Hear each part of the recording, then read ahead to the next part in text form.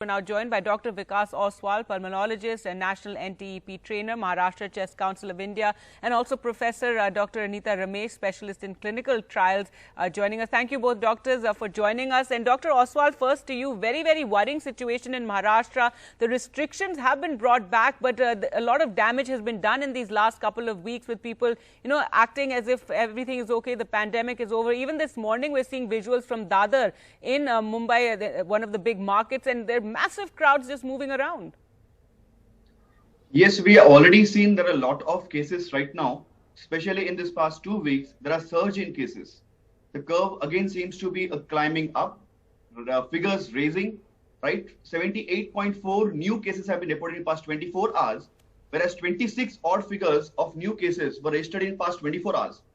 Maharashtra alone has reported a daily highest new cases of 16,000 approximate cases, which contributes to 68% approximate figure new cases in India.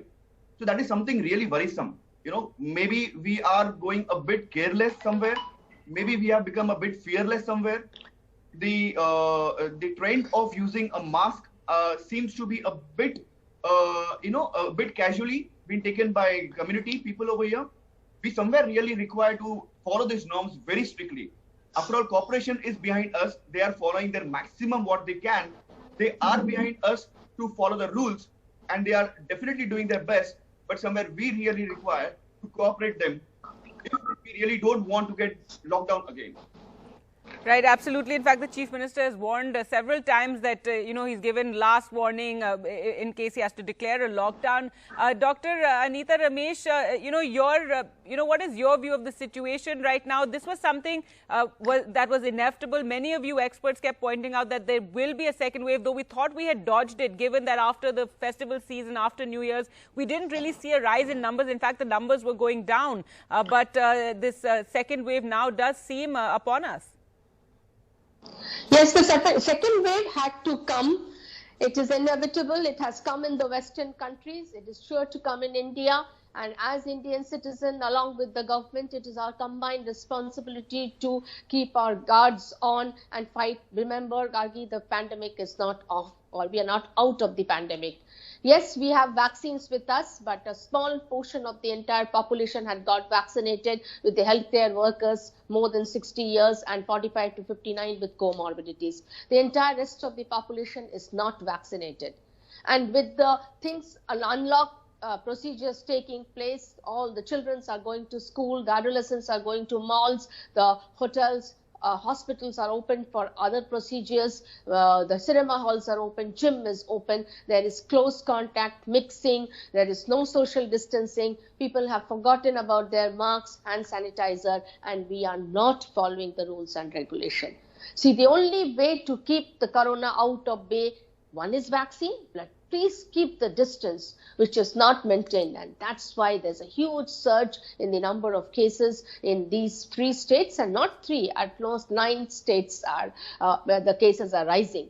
Gargi, one other thing, what is frightening at this point of time, we have not much seen the mutant strain, and now I'm a little worried whether the mutant strain, which is seen in South Africa, UK, and the other Germany, other countries, if that comes to India, then the things are going to be a little difficult. So some of the vaccines also don't act on the mutant strains. And again, the borders, international travel is also open. So that brings in many of the people from other countries who are harboring the mutant strains. And these are all dangerous signals. So what I personally feel is that, yes, economy has to grow. We can't go back to a definite lockdown, but then the government should put in strict rules and regulation. Restrict the number of people entry, wear your masks, and like I heard recently that the aviation company has put in a lot of rules and regulation. They have called an unruly passenger, or any passenger is not obeying the rules and regulation, not wearing the mask in the flight, will be debarred from boarding any flight for the next 3 months. Right. And previously, Delhi also had a fine for not wearing masks. I think these things has to come back, and we need to really follow the rules. emphasize to people about how they have to continue following COVID protocols. Dr. Vikas, also this time around, what is the situation in ICUs? Because from the last time in 2020, when a lot of you doctors were still figuring how to manage the disease, it's a lot better now. We know the warning signs, checking of oxygen, etc., etc. So is it what is the situation in hospitals and ICUs now? The good news is that yet the ICUs are not being overflowed, yet the critical patients are not that much. They seems to be still the same, that is 15%, and amongst that also only 10% of them are requiring intensive care. Rest other 80% are still requiring just a hospitalization, maybe in a general ward, or can be managed even at a home. That's a home quarantine. But that's not enough. People are having a false hope or a false faith that once we get a jab, and immediately they just go around across without a mask, thinking that they have been secured completely and they won't get COVID again.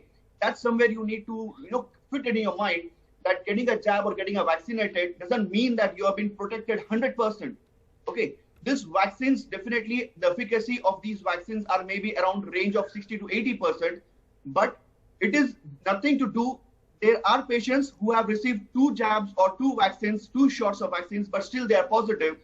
It is not going to give you 100% protection, but it is just to protect you a severity of the disease. The severity won't be that, the critical or the virulence won't be that much. The severity will be less, but yes, chances of you being reinfected is still there. And after vaccine, you require a good 3 to 4 weeks minimum for your antibodies to generate, or your body to develop that level of antibodies. Absolutely. Thank you so much, Dr. Vikas Oswal and Dr. Anita Ramesh, for joining us this morning on the show.